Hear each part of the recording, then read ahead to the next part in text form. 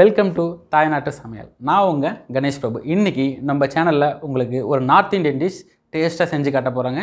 அது பேர் Indian chicken Ankara. அங்காரானா ஒன்றும் இல்லைங்க, தந்தூரி ஸ்மெல் அப்படியே அந்த டிஷ்ஷில் வருங்க. அதுதான் அது எப்படி செய்கிறதுன்றது பார்க்கலாமா? வாங்க சமைக்க போகலாம்.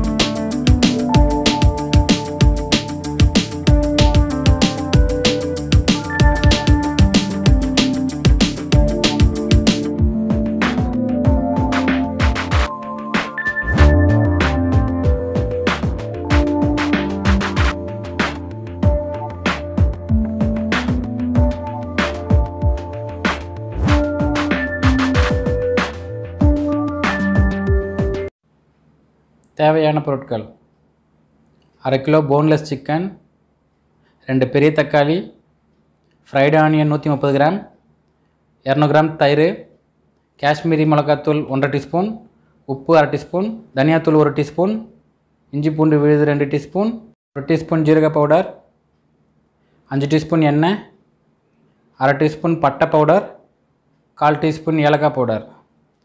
ஒரு பவுல் எடுத்துக்கோங்க. அதில் திக்கான தயிர் 200 கிராம் ஆட் பண்ணிக்கோங்க. அதுக்கப்புறம் இதில் 1/2 டீஸ்பூன் உப்பு, 1 டீஸ்பூன் தனியா பவுடர்,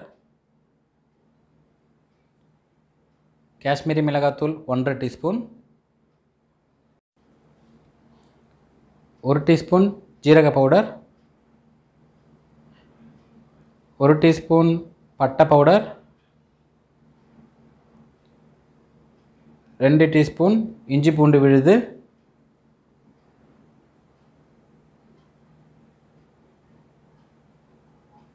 ஃபுட் கலர் 1 டீஸ்பூன். இது எல்லாத்தையும் நல்லா மிக்ஸ் பண்ணிக்கோங்க.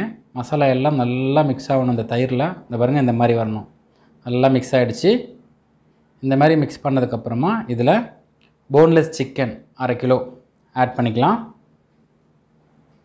ஆட் பண்ணிவிட்டு நல்லா மிக்ஸ் பண்ணுங்கள். இந்த மசாலா ஃபுல்லாக நல்லா அது மேலே ஃபுல்லாக கோட் ஆகணும். அந்த அளவுக்கு நல்லா மிக்ஸ் பண்ணிவிட்டு 1/4 டீஸ்பூன் ஏலக்காய் பவுடரை மிக்ஸ் பண்ணதுக்கப்புறமா கடைசியாக போடுங்க. அப்போ தான் இந்த வாசனை மேலேயே நிற்கும். இந்த மசாலாவுக்கு மேலேயே இந்த வாசனை அப்படியே நிற்கும். இதையும் போட்டு மிக்ஸ் பண்ணிக்கோங்க. மிக்ஸ் பண்ணிவிட்டு இந்த மாதிரி ஒரு அலுமினியம் ஃபாயில் எடுத்துக்கோங்க. இந்த அலுமினியம் ஃபாயிலை இந்த மாதிரி சுற்றி இந்த மாதிரி கொஞ்சம் கொஞ்சமாக சுருக்கி விட்டிங்கன்னா கப் ஷேப்பில் வந்துடும். இதை எடுத்து இந்த மசாலாக்கு நடுவில் வச்சுருங்க. வச்சுட்டு அடுப்பு கறி இருக்குது பார்த்திங்களா, அதை எடுத்து கேஸ் ஸ்டவ்வில் நல்லா நெருப்பு மாதிரி கனகனன்னு ஆக்கிட்டு இது நடுவில் வச்சுருங்க. இது மேலே 2-3 ட்ராப்ஸ் எண்ணெய் விட்டிங்கன்னா நல்லா புகை வருங்க. உடனே ஒரு மூடி போட்டு மூடிட்டு 1 ஹவர் இதை மேரினேட் பண்ணி விட்ருங்க. அப்படியே ஊற வச்சுருங்க. அதுக்கப்புறம் திறந்து பார்த்திங்கன்னா செம்ம வாசனையாக இருக்குங்க. மிக்ஸி ஜாரில் 2 பெரிய தக்காளி கட் பண்ணி வச்சுருந்தாலே அதை ஆட் பண்ணிக்கோங்க. ஒரு 2 பெரிய வெங்காயம் ஃப்ரை பண்ணி வச்சுருக்கு, அதையும் ஆட் பண்ணிக்கோங்க. ரெண்டுமே 130 கிராம் தான். ஆட் பண்ணி நல்லா திக்காக பேஸ்ட்டாக அரைச்சி வச்சுக்கோங்க. இந்த மாதிரி தண்ணியே ஆட் பண்ணக்கூடாதுங்க. அதுக்கப்புறமா ஒரு பேனில் 5 டீஸ்பூன் எண்ணெய் ஆட் பண்ணிக்கோங்க.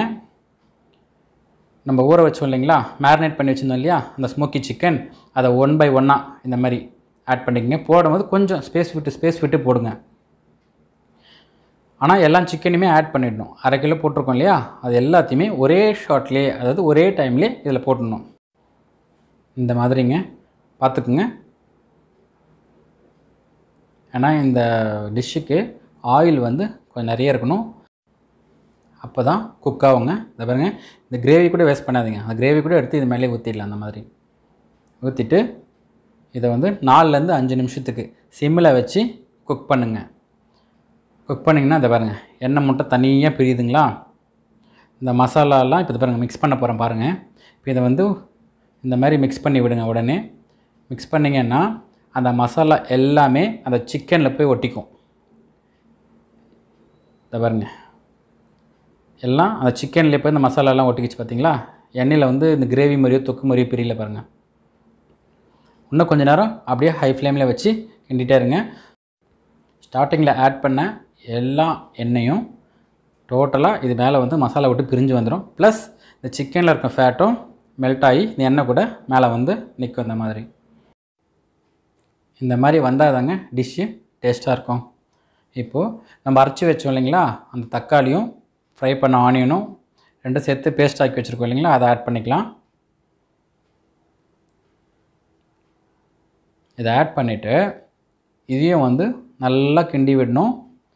கிண்டி விடும்போது எண்ணெயை வந்து இது இழுத்துக்கும். இந்த மசாலா நல்லா குக் பண்ணிகிட்டே இருக்கும்போது நம்மளுக்கு என்ன ஆகும்னா, இந்த மசாலாவிலேருந்து மறுபடியும் எண்ணெய் பிரியும். அப்படி பிரிஞ்சால் தான் அந்த மசாலா குக் ஆகிடுச்சின்னு அர்த்தம். அப்போ தான் டேஸ்ட்டாகவும் இருக்கும். இதை பாருங்கள், அந்த எண்ணெயில் போட்ட உடனே இந்த மாதிரி தொக்கு தொக்காக வருது பாருங்கள். இந்த மாதிரி இப்போது நீங்கள்